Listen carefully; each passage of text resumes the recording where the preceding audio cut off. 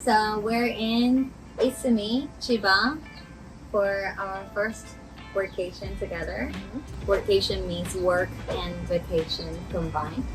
It's kind of a thing now, especially with Corona, that we can't really travel. So I'm Emma. This is Lina. Hello everyone. And I studied a service called the Center for International Careers, where we do English communication coaching. So Lina is from France. Right? You're half Chilean. Half French, half Chilean. Yep. And you came to Japan how many years ago? 3 years and a half ago. 3 years and a half ago. And then you started your company. And not, by the way, it kind of took me, because I came with a working holiday visa, and so after this 1 year I decided I wanted to stay, and I converted my visa into what I have now. That's when I started the company. Okay, cool. So explain a little bit about what you do and what your business is about. Okay, so what I do is English communication coaching, and I don't teach English, but my clients, they are Japanese professionals who have a need to communicate in English. And so what this coaching does is help them express themselves in English. So it's more like business coaching. Right, my typical client can already handle, a daily conversation.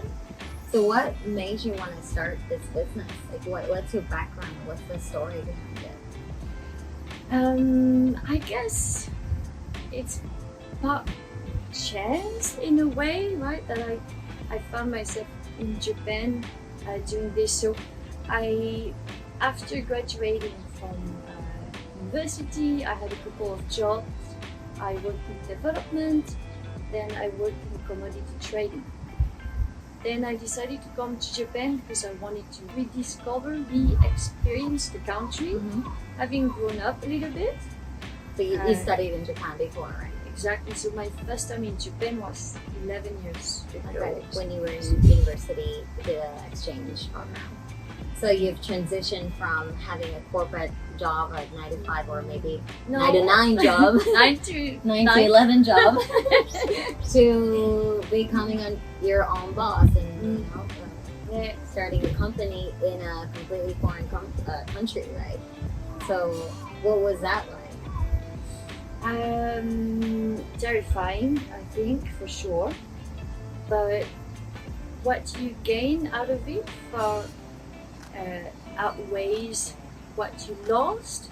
So I would say, no matter what happens from now on, and I'm sure it's the same for you, no matter what happens from now on, no regrets. And I think I've learned so much trying to build a company here that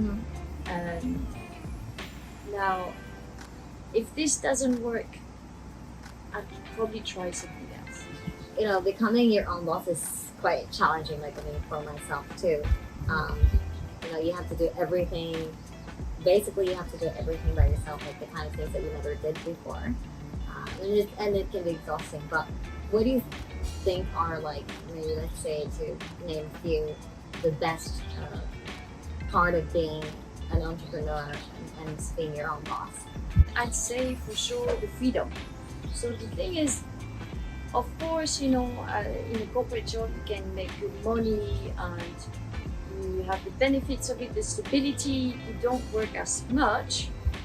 But nonetheless, even though as an entrepreneur you do have to work a lot, the simple fact that you're in control of your schedule, to me that's extremely important actually. I don't think that everyone is like this, obviously, otherwise we would all be entrepreneurs, but this feeling that I make my own decisions, it seems to be extremely important for my happiness and my sanity. Right. So okay, lots of stress, long hours, but at least I get to decide, do I work from 8 a.m. to 9 p.m. or do I work from 10 a.m. to 12 p.m. And that also gives you the flexibility to come out to places like this. Is there anything else? The freedom, I think, just self-growth.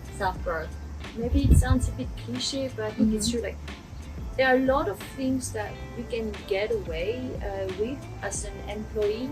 You know, if you're not very good at time management, you have to be at the office at 9 a.m., right? You can't be too complacent, otherwise you can't make progress. And in addition to that, the success of your company is the direct consequence of your efforts, right?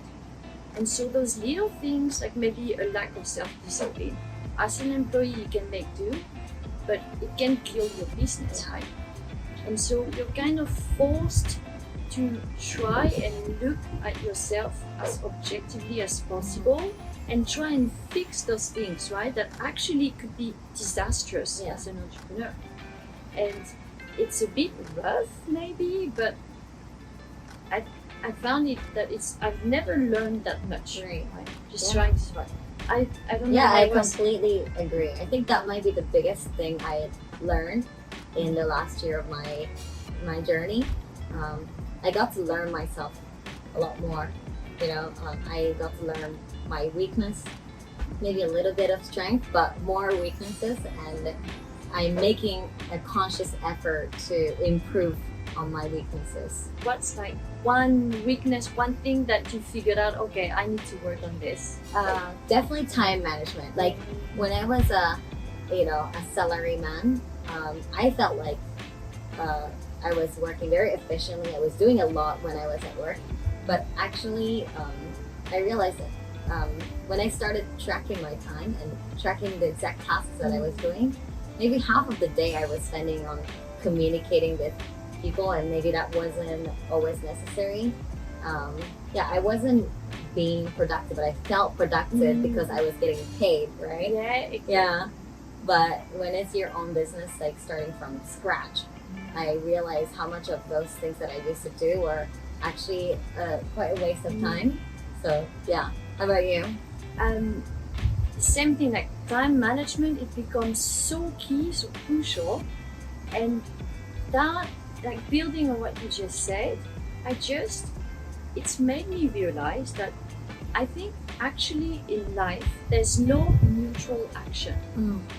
As an entrepreneur, you have so many things to learn, right? So many things to do. You can't do everything. You realize how precious your time, and you realize that the simple fact that you spend time doing one thing, that's a cost, because you can never get that time back. And so actually, there's no neutral action. Every decision you make about how to spend your time during the day, it either improves your situation or it makes it worse. But it's not going to keep it equal because you just spent time, and time is the most valuable thing. One, sleep is the most important.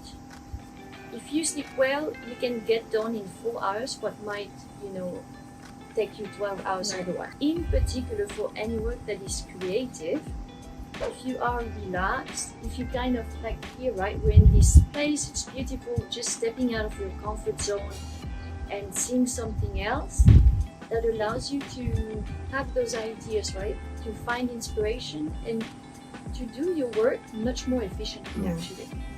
As an entrepreneur, you can use your freedom to improve your time management, and sometimes that means slowing down a little bit, going to that type of places and just enjoying, coffee with your friends so that you can relax. And it's not about getting more done, it's about getting better work done.